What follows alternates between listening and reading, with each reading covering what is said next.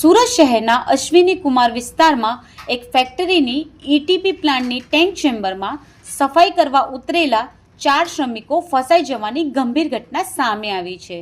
ટાંકીની અંદર ઝેરી ગેસના કારણે ગુગળામણ થતાં 2 લોકોના કરુણ મોત નીપજ્યા છે, જ્યારે અન્ય 2 લોકોની હાલત અત્યંત ગંભીર જણાતા તેમને તાત્કાલિક સારવાર અર્થે સ્મીમેર હોસ્પિટલમાં ખસેડવામાં આવ્યા છે।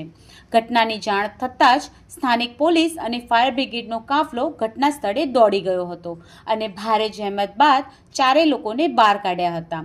આ દુર્ઘટનામાં ભોગ બનનારાઓમાં કંપનીના માલિકના ભાણેજ 42 વર્ષીય નિલેશભાઈ સાવલિયા તેમજ મજૂરો વિજયભાઈ ભેખાભાઈ આહિરે, વિકાસ સંતોષ સોનવણે અને યોગેશ જાદવ હોવાનું સામે આવ્યું છે।